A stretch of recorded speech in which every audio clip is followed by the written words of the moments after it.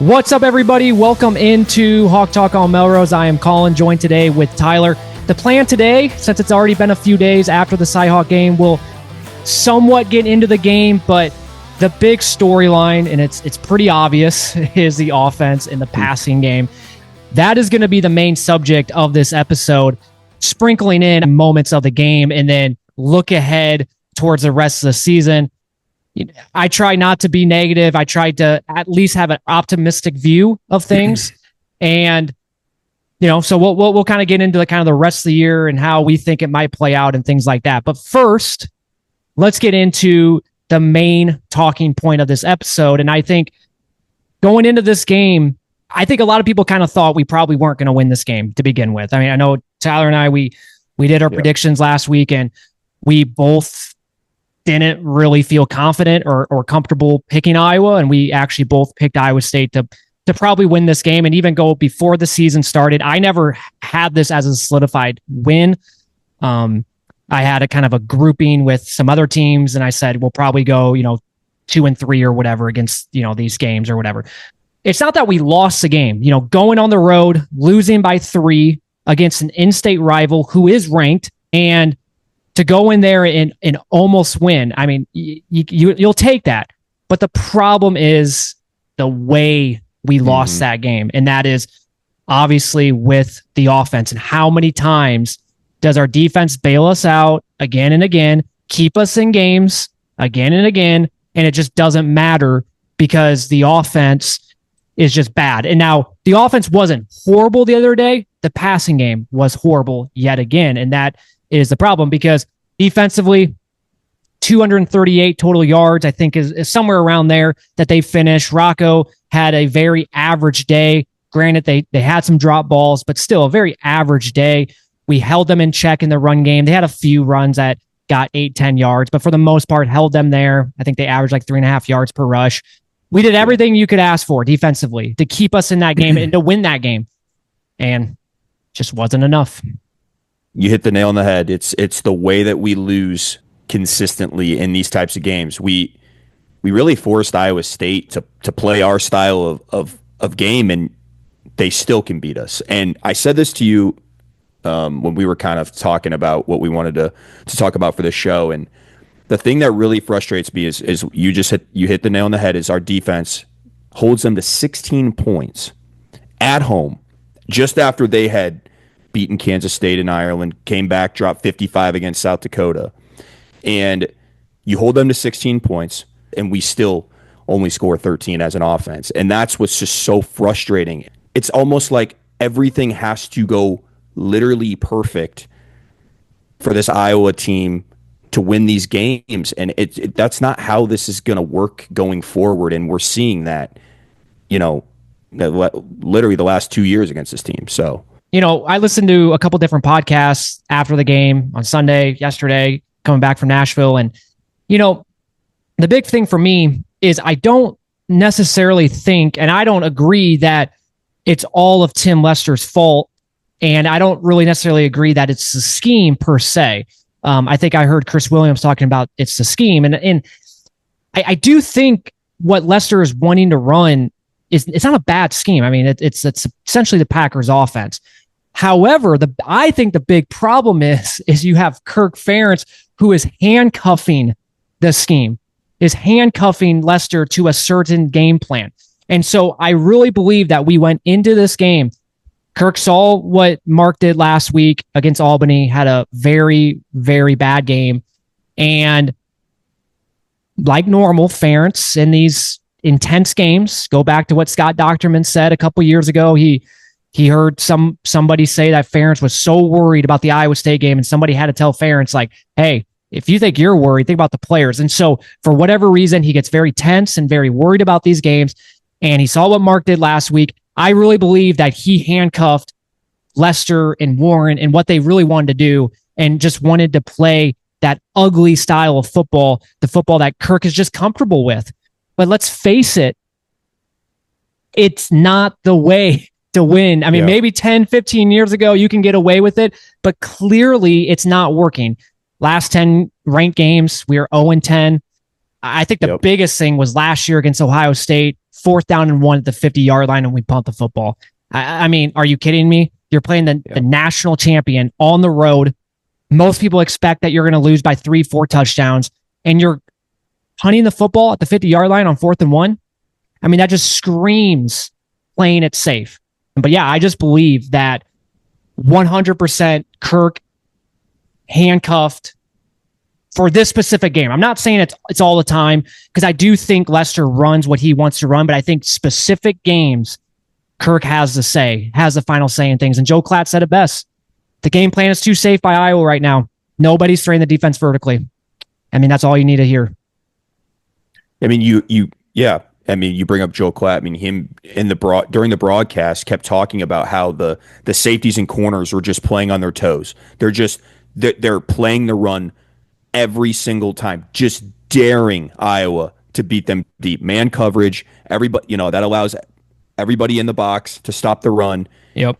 He was calling for I actually listened to his podcast. He did kind of a breakdown of this game post the game. It was like the next day it came out, and he just talked about how Iowa fans, I'm sure, are frustrated in the lack of like deep shots. He wasn't necessarily calling for just a bunch of random deep shots just to say that you can throw the ball deep. He was calling for a double move, an out and up, a slant and go, something to actually have those corners and safeties bite on that first move and then take your shot. And he thought it would have had a high percentage of success because of the fact that they're just playing the run. And obviously, the one deep shot that we did take, it did draw a PI. So it's hard to argue with it. And again, at that point, it's also kind of like you're not really doing much on offense. I know we had some long sustained drives, which was great to see, but especially early, it's like, man, loosen up the defense a little bit. It's just so hard to play this style of football, Colin, especially in these big games. That first quarter was awful. First quarter was awful. Run, pass, run, pass, run, pass. I mean, that was essentially the first quarter. And really, I want to throw this in there because it's truly an unreal stat. So when we're talking about the passing game and people are like, oh, well, you're just being negative. Like, to put it into perspective, the stat was floating around after the game of Iowa's passing game through the first 2 weeks. And Mark Gronowski has now broken the record for fewest passing yards by a Big Ten quarterback through the first 2 games with 127 pass yards. The previous record was Kane Coulter from Northwestern. I think he had 177. Yep. He's a running quarterback. I think I'm starting to believe that's all Marcus. Yeah. But that's the thing, though, is that you saw what he did at South Dakota State. He put up 10,000 yards. So it's not like he can't throw the football. That's what annoys the shit out of me. It's not just the fact that, we can't pass the ball. It's more the fact that we just doesn't feel like there's any sort of like flow to this passing game. It just, I don't know. I don't know how to explain it. It's very random to me. Yeah. And I'm not mad per se at the Iowa State game. So he finished 13 for 24, 83 yards. You take away some of the drop passes, would have probably finished around 100 yards. Okay. That's still not great, but on the road, tough environment. It's better. It's that Albany game that I just can't get over. I just can't get over that game. 44 yards. I know he only played 2.5 quarters essentially, but Albany played Delaware State or some Delaware program this last week, and the Delaware quarterback put up over 200 some yards and had like 3 touchdowns. And so you're telling me he can do that, but we can't against Albany at home? Just doesn't make sense. And so that's the thing. Like if let's just say the Albany game, hypothetically, he came out, put up 250 yards, had a couple touchdown passes, and then this game finished with 83. We're not really having that discussion. I think we're talking about it a little bit, but I think it's not a huge deal. I think that Albany game is what's really affecting and giving us this reasoning of why we're even talking about it. So going back to kind of Tim Lester's offense, because once again, it is obviously way better than Brian Ferentz offense, no question about it. And he's taking the Packers offense or the Packers playbook. But what's different between Iowa and the Packers is, like, on Sunday, we watched the Packers game. We tracked how many times they threw the ball around 20-ish yards. I mean, there were maybe a few that were under 20, but 20 plus yards. And there was 11 times in that game. And keep in mind, by the fourth quarter, the Packers were really just running the football because they were up by a lot. Yeah. And so in 3 quarters, essentially, they threw the ball around 20 yards or more 11 times. Now, did they connect on all of them? No. Probably connected on only half of them. I wish I would have tracked how many they actually connected on. But the point is they're throwing it down the field. They're making the defense not just sit up front and bring the safeties down. No, they can't do that because they're throwing the ball down the field. I don't know how many times we did against Albany. I want to say 0 times. I don't think we threw the ball over 20 yards at all that game. Maybe once. And then the Iowa State game twice, the one to Addison Ostrenga. I don't even know if that was 20 yards, but that was still, vertical shot. And then the Seth Anderson one. It's just inexcusable. I mean, you got to do more than that, right? And I use that word a lot, like taking shots down the field. And I do want to clarify, I don't mean like 40, 50-yard bombs all the time. I'm just talking like vertically throwing the football instead of doing consistently 4-yard outs when you need 7 yards or something like that. And so you get to the point, it's like, why are we not? Like, does the coaching staff not trust it? Do we just not have the personnel to do it? I have no idea. And I said this a couple years ago. Yes, our wide receiver room, let's face it, even this year so far, now it could change. Yeah, probably isn't that good. But you can't tell me that our wide receiver room is worse than some of the other programs out there that for them, they easily, get open and get the ball. Like, I just don't understand. I don't understand why it's so hard for Iowa. It's not, yes, wide receivers probably not that great, but they're not horrible either. You got some players that have some talent. Okay. If they were on any other team, look at Sam Phillips. I know it's Chattanooga, but he put up yards there. He was getting open. So why all of a sudden at Iowa, and I get it's probably hard against Iowa State. You're going up against some good defenders, but like Albany game, it just doesn't make sense to me why it is so difficult for Iowa's offense to produce yards in the passing game. Running, great. Don't have to worry about that. But passing, it is just awful. And one last thing before I let you kind of talk here. I do not blame this game on Mark. I don't think Mark had a horrible game. Now, yes, did he miss some guys? Going back and kind of watching some of the film, someone put some footage up last night of some of the missed opportunities. Okay, yes. But I think for the most part, I thought he had an okay game. I think for the fact that the game plan was ultra safe and he didn't really get the chance to really do a whole lot. And then you got some guys dropping balls. I thought he played okay. I definitely played better than the Albany game, which is if you want to stay optimistic about things, that is a good thing that, from week 1 to week 2, you definitely saw the improvement. Now you hope from week 2 to week 3, and you're playing a very inferior opponent, you hope that can kind of spark some things, but I guess we'll have to wait and see about that. A couple of things I wrote down just with this passing game, Colin, and what I've seen, obviously mainly the Iowa State game, but obviously the Albany game too, which was concerning. You talked about it, inconsistent quarterback play. Mark's got to be better. He's admitted that. He looked like he calmed down, like you just mentioned, versus Iowa State compared to Albany. Still missing some guys, still not seeing the field all the time, and there's guys that are wide open, even in that Iowa State game I went back and watched. But overall, he looked a lot better. You talked about it. The conservative play calling from the jump, I think, really...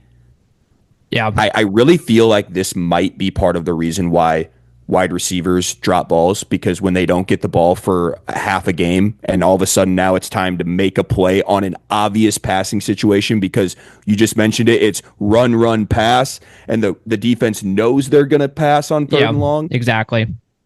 Do you blame them all the time? It's like, it's hard to, like, I noticed that. Well, okay, I want to cut you off for 1 second there. It is so true because, like those first few drives, when it's 3rd and 7, we're clearly going to pass the football. Right. And so it's not doing Mark any favors when you do that, when you run, pass. And we, like I said, we did that like the first 3 drives of that game. We finally got out of that, but it shouldn't take until the second quarter to do that.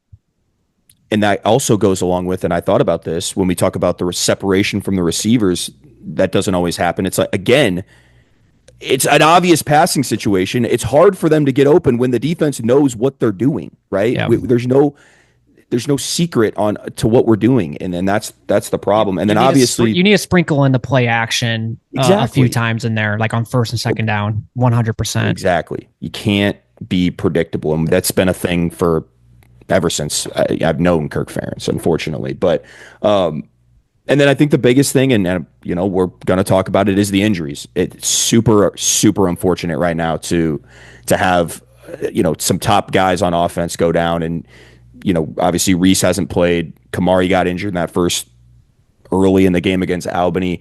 Ostrenga's done for the year now. Even during the Iowa State game, they were mixing in some offensive linemen because guys were going in and out. It's just Mark, the first game, the cramping. I know that wasn't an injury, but he couldn't finish the game. Very unfortunate considering 2 days before we were talking about how healthy this team was, and Kirk even said it, and now all of a sudden how the tables have turned in that category as well. So I think those are a couple of things that I've noticed that are not great, and it sounds like excuses, and I'm not gonna lie, the fan in me doesn't want to hear the excuses, right? We just want to see it be better. It has to be better. Otherwise, we'll talk about it, later on, but the season could look a lot differently than what even you and I were thinking before. So, yep. Well, and we're recording this on Tuesday night. So today was the presser by Kirk and then the players. And once again, Mark, I don't know if you saw it, Mark talked about how good of a practice today was. And that, and so it's like, okay, I get that, but we hear that all the time. Don't want to hear it. We want to see it. Yep. But what makes me, and I told you this the other day, I firmly believe, just looking at in the past when players announce that they're entering the transfer portal, they'll put out practice footage. During practice, I really feel like we aired out a lot. And then for whatever reason, we get to the game and it's like we completely shut down everything. And maybe that goes back to that's Kirk Ferentz wanting, just his style of wanting to, that's what he wants. Right. He wants to kind of play it like an NFL style, even though the NFL is, they're not playing. It doesn't feel like we're playing the 1990s anymore, even in the NFL. But that's just what he wants to do. So it makes you wonder. So so when players do say that, it's probably true. We had a good practice today, probably airing it out, doing this, doing that. But then come Saturday, we don't do any of that. It just doesn't make any sense. Even in the spring game that we went to, we did see some down the field passes. We did. I remember, and I literally had an episode out 3 days later, and I was feeling man, I walked out of Kinnick Stadium feeling pretty good about things because our wide receivers were getting open. They looked good. We were connecting on some balls, and then we get to the actual game, and it just disappears. And that's the thing. It's not even.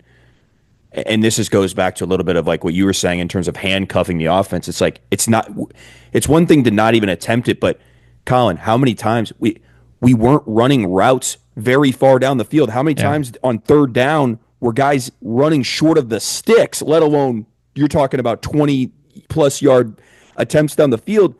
Guys were running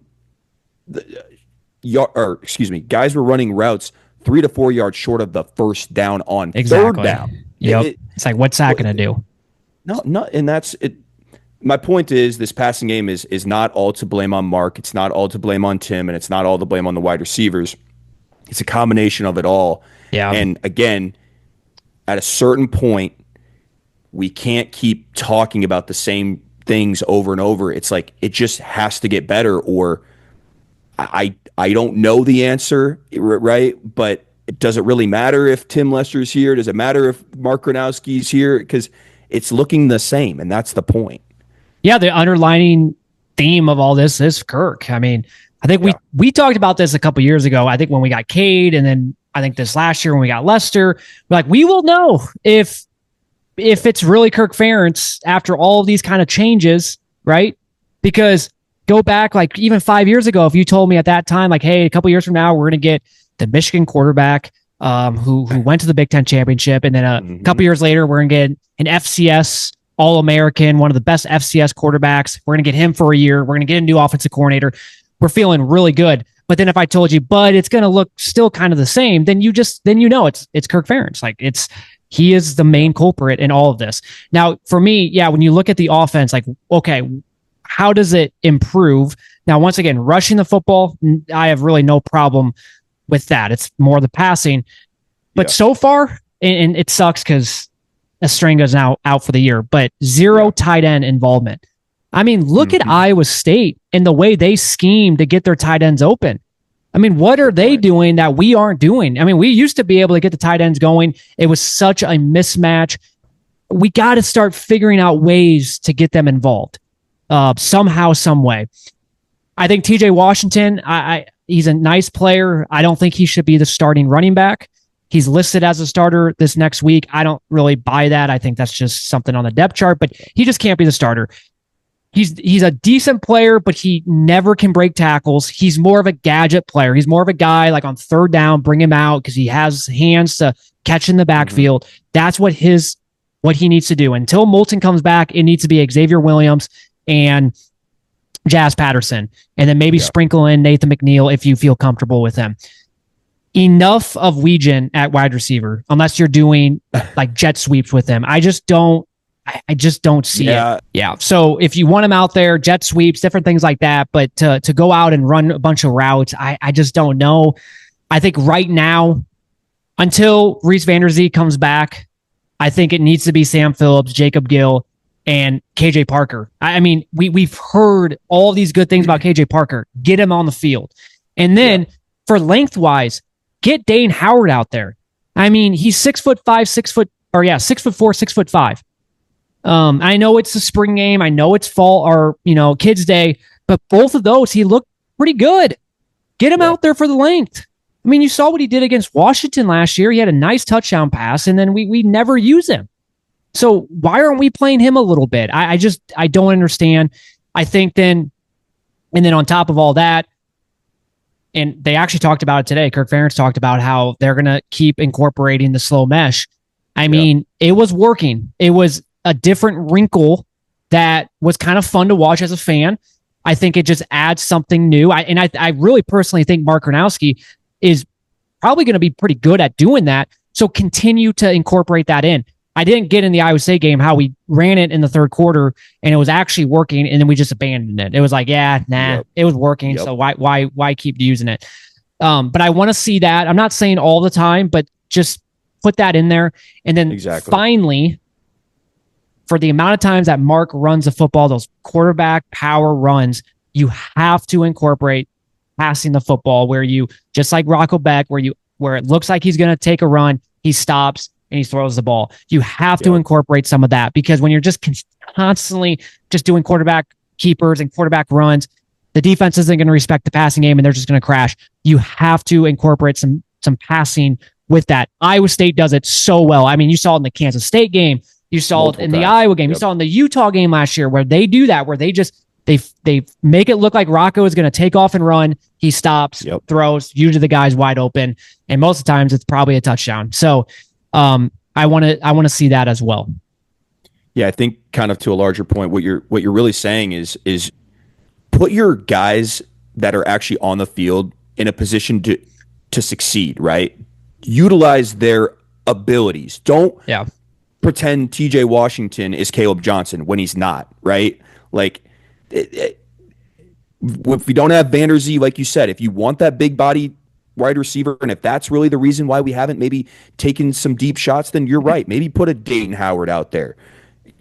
It can't hurt at this point, can it? I mean, so moving forward here, I got UMass this weekend, and this is that typical game where, and we even had a buddy that texted us like, should I, the spread of -34. I mean, we should beat this team. We should be able to put up 40 some points, right? Even if they score 7 points. But this is just the classic another history game. Will tell you where we just do not, even against inferior teams, we just can't just dominate. And you look That's not Kirk's MO. No. Yeah. And you look at UMass, the last two games are 0-2, by the way. They lost to Bryant Bulldogs. Never even heard of that team before. Bryant Bulldogs, they lost to Bryant. last week. Okay. Yeah. Okay. Their quarterback for Bryant had 318 yards, 3 touchdowns. Wow. Okay. And then their week 1 loss to Temple,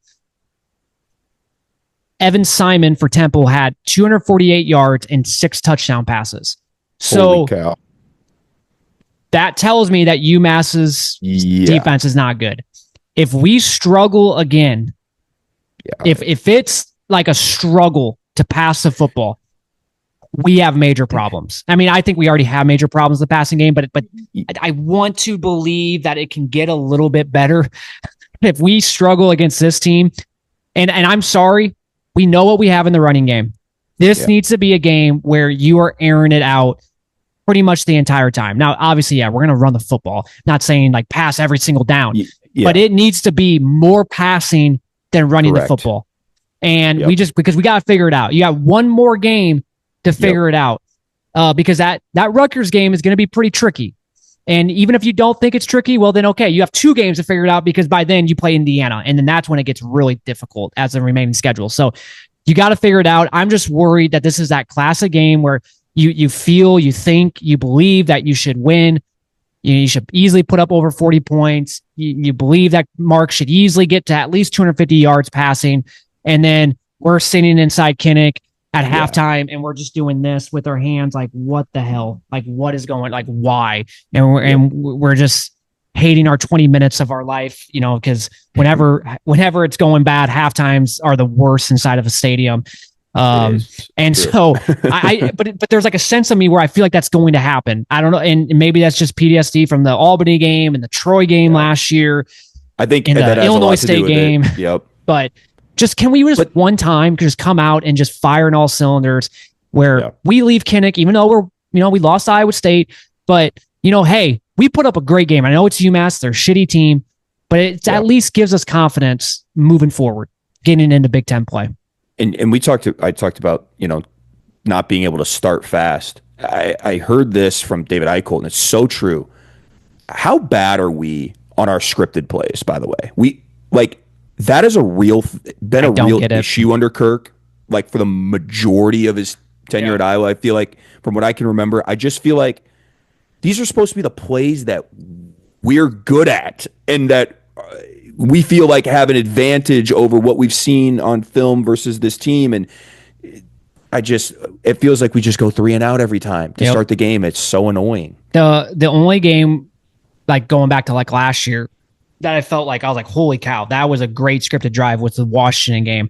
Now, I don't know if that was the first drive of the game or not, but it was at least the second drive of the game. And I just remember it was an awesome drive. Like we were incorporating different things. We were doing like jet sweeps and motions, and it was just an awesome drive. We easily went down the field and scored. But outside of that, it feels like every game it's like the same old. So real quick, Colin, I got a question for you. So are you hitting the panic button already, or are you got to see this UMass game to go there? I got to see the UMass game, mainly because, once again, going back to what I said at the beginning of the episode, the Iowa State game, we sort of kind of expected that loss. I think a lot of people did, especially after the way Iowa State beat Kansas State and beat South Dakota. And so to go into Ames and only lose by 3, I still think that we can figure some things out. I do like what we have in the running game with Mark. I think that's a great added wrinkle, but we got to build on that, get the passing game going, sort of, and hopefully, you go back to, like, you're talking about injuries. I know it's an excuse, but I do think once you get Reese back and Kamari back, it will help a little bit. I'm not saying we're just all of a sudden going to be some dominant offensive team, but it should help a little bit. So I'm not going to hit the panic button yet, but once again, go back to what I just said. If we're sitting at halftime of the UMass game and we're sitting there just shaking our heads, then like, what are we doing? Like, we should be dominating this game right now. And if it's 14-10, I mean, what are we doing? So I'm giving it another game, and you're exactly right. You just mentioned how bad UMass is on defense. If we can't pass the ball against UMass, I am smashing the freaking panic button next podcast. I can tell you that. Oh yeah, for sure. So to finish out this episode, I think before the year started, you had us at 9-3, and I had 8-4. How are you feeling about that prediction? Obviously, right now, not good. I mean, when you look around the country, and I'm seeing Oregon beat Oklahoma State 69-3, and I'm seeing Minnesota make a team quit before the game's even over and it's 59-0 at halftime, albeit Northwestern State. But hey, we played Albany, so kind of the same similar opponent. Yeah. Rutgers is, at least offensively, clicking on all cylinders. That's going to be a tougher game than we thought. Yeah. And it's making me very nervous for those games now, because it's not just, like before the season, you can chalk it up as a win. It's like, oh, well, we play good on the East Coast. It's Rutgers. It's like, well, if we can't throw the ball, then I don't know. So this is going to be a big game to really try to jumpstart this passing game against UMass and have that continued to into Big Ten play. But I'm not feeling as confident. I'm more, if I'm being honest right now, I'm more towards the 7-5-ish type of season, if I'm, just being honest. So that's kind of what I'm thinking too. At this point, like I said, I had 8-4, but at 8-4, I went into the year thinking, and maybe I'm just dumb for thinking this, but I just thought we're at home. I thought we would beat either Penn State or Oregon, because I thought the offense would be a little bit better. That would maybe generate something. And, it's where good teams go to die inside Kinnick. Yeah. Next thing you know, it's the third quarter and, we're in a dogfight with Iowa and the crowd is going crazy. Anything can happen at that point. So I just thought we would win at least one of those two games. But obviously seeing the offense so far, there is no part of me that thinks we will win either of those two games. It'll still be a fun environment. I'm sure the crowd's going to be rowdy. It's going to be fun. It's going to be fun, like seeing Oregon and Penn State in person. Yeah. But I'm not going to feel confident at all for those games. And then lastly, just one last thing, for me, after the Iowa State game, it felt very defeating, and it felt like, man, like this, it almost kind of felt like right away, like, the season's over with. But there is still a lot to play for given the schedule. And this is why, even though it was a tough schedule going into the year, I was excited for the schedule, because you have lots of opportunities for some good moments, right? You have Indiana at home. You got Penn State and Oregon. If you win one of those two games, there you go. There's your memory from the 2025 season. You see how good Nebraska has been playing with Dylan Raiola. Go in there and be the team that goes in there and beats them. Like, how fun would that be? So there are definitely still gonna be some great moments in this season. And USC, USC on the road. That game is gonna be really freaking tough after seeing how their offense is looking. Yeah. But it's not like a couple years ago when you're playing the Big Ten West, where you have really no big game to look forward to, even though, once again, it's going to be really difficult to beat any of these big time teams. But, you never know. There's a chance, and it's just a fun matchup. It's just fun to see those teams come into Kinnick and play Iowa. And so I still think the season can be good and have fun, but right now it's hard to be confident in that statement. So I guess we'll just have to wait and see. And once again, it starts this weekend against UMass. We desperately need to come out slinging it. And, Mark just needs to have a great game. We need to get the wide receivers involved just for the morale purpose too. Get them with some confidence. Like, I'm sure for Sam Phillips, it's probably like, whoa, I just went from, getting the ball all the time down in Chattanooga to catching one ball in two games. And really all I'm doing is blocking. And so you got to get the morale, got to get them involved. And that's what I hope for. But I still believe there's a part of me where I believe that for whatever reason, the game is not going to go with what we hope for. Because it just seems like when we play these like shit teams, it's never what we hope or think it's going to happen. But hope I'm wrong when I say that. All right, well, that will do it for this episode. We'll be back normal starting next week on Sunday. Just gone over the weekend. That's why it took so long for this episode to come out, but we'll be back normal next week. And then we got a Friday night game against Rutgers, and so we'll probably have an episode out maybe even a little bit earlier, like on Saturday after that game as well. That will do it for this episode. Thank you guys all for listening. Have a good rest of your week, and go Hawks.